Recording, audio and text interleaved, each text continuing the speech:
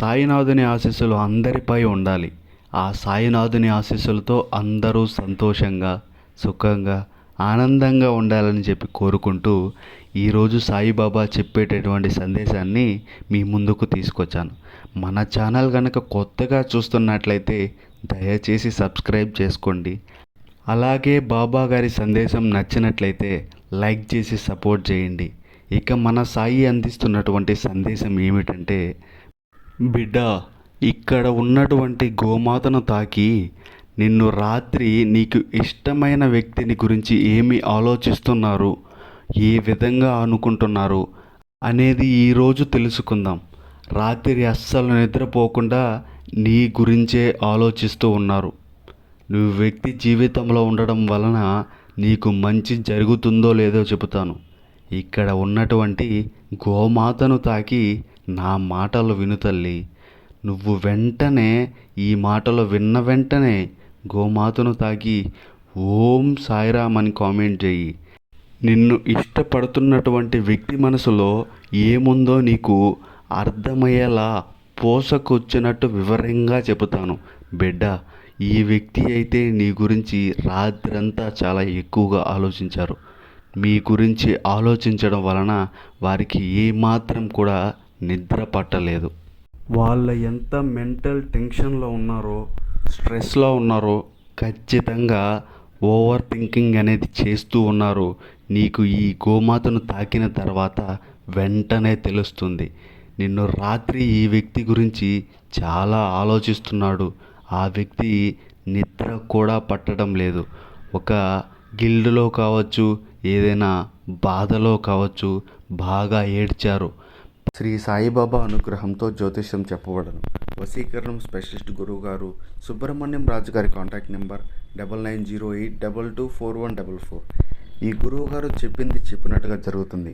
భార్యాభర్త మధ్యలో గొడవలు, విదేశీ ప్రయాణం ఆలస్యం అవ్వడం, ప్రేమ, పెళ్ళి, సంతానం లేకపోవడం, కోర్టు సమస్యలు, గృహము మరియు కుటుంబ సమస్యలు, ధనం నిలకడ లేకపోవడం, నమ్మిన వ్యక్తి మోసం చేయడం, స్త్రీలు పురుషులకు సంబంధించిన గుప్త సమస్యలు ఎటువంటివైనా రోజుల్లో పరిష్కారం చేయబడను. మీరు ఎంతోమంది దగ్గర జ్యోతిష్యం మరియు పరిష్కారాలు చేయించుకొని ఉంటారు, నిరాశ చెంది ఉంటారు. ఒక్కసారి కొండదేవత అయిన కోయరాజు గారికి ఒకసారి కాల్ చేసి మాట్లాడండి.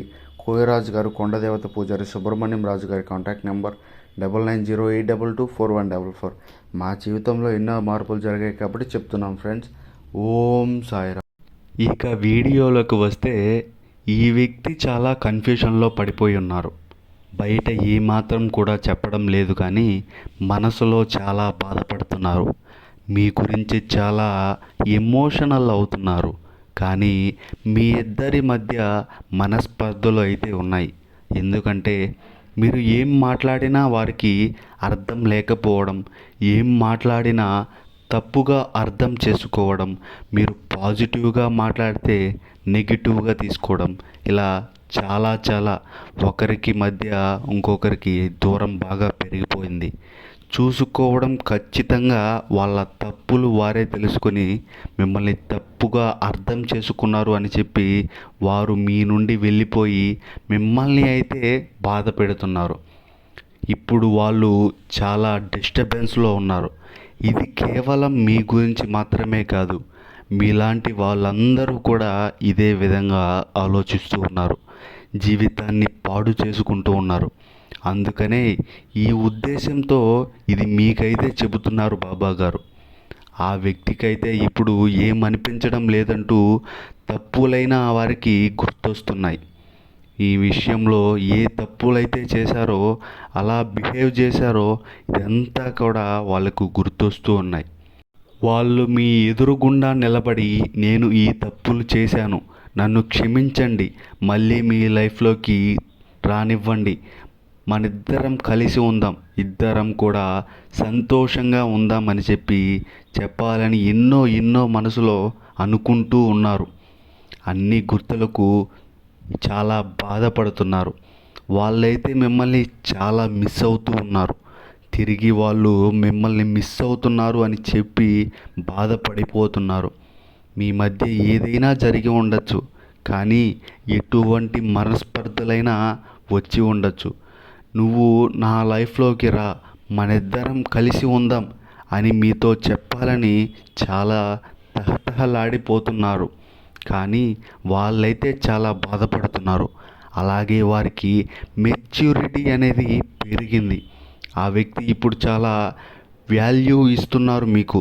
మిమ్మల్ని ఒక ఏంజల్లా చూసుకుంటాడు.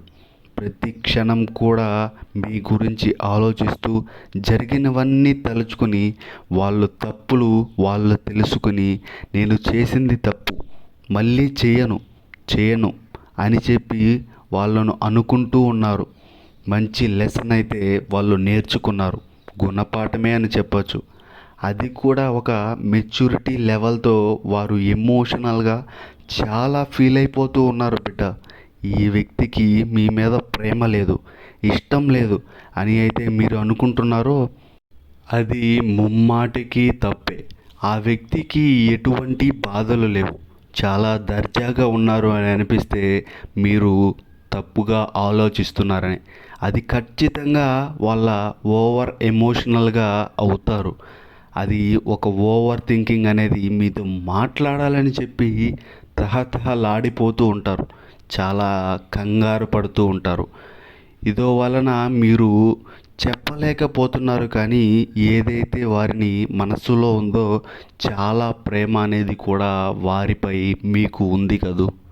అలాగే బిడ్డ, మీకోసం చాలా అంటే చాలా ఎదురు చూస్తూ ఉన్నారు. మీరు కూడా ఆ వ్యక్తికి కోపంతో ఫోన్ చేయడం లేదు, మెసేజ్ చేయడం లేదు. అందువల్లనే ఈ వ్యక్తి కాల్ చేయడం కూడా మానేశారు. ఒక ఫోన్ కాల్ చేయాలన్నా కూడా భయపడుతున్నారు. మెసేజ్ చేయాలన్నా కానీ భయపడుతున్నాడు.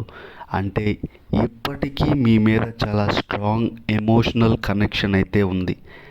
మీ గురించి చాలా ఎక్కువగా ఆలోచిస్తూ ఉన్నాడు.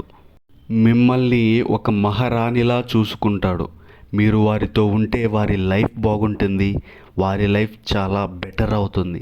మీరు తనతో ఉండడం వల్ల లైఫ్ జర్నీ అంతా కూడా చాలా హ్యాపీగా ఉంటుందని అని వాళ్ళు అనుకుంటూ ఉన్నారు. నిన్ను రాత్రి అయితే వాళ్ళ గురించి ఎక్కువగా గుర్తు తెచ్చుకొని ఏడుస్తూ కూడా ఉన్నారు, బాధపడుతూ ఉన్నారు.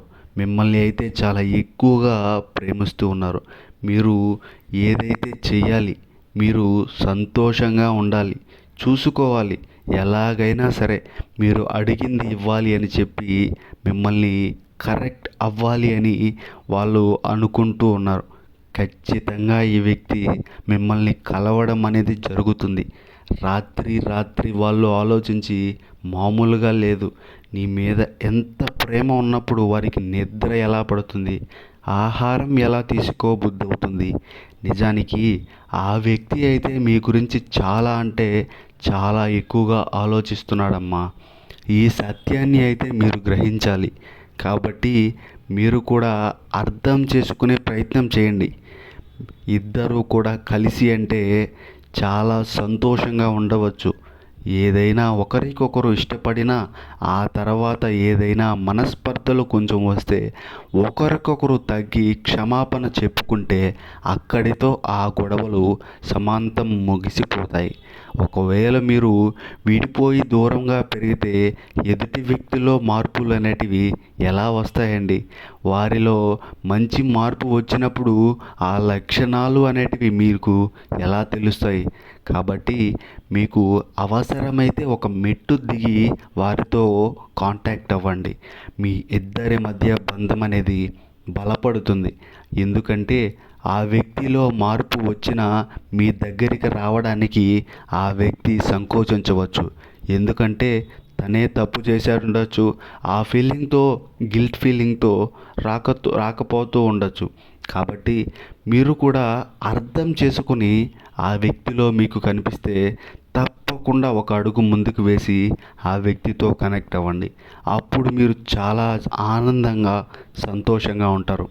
బాబా చెప్పేటటువంటివన్నీ కూడా మీ మంచి కోసమే. అర్థం చేసుకొని బాబా గారు చెప్పిన దారిలో నడవండి. మీ జీవితం చాలా సంతోషంగా ఉంటుంది.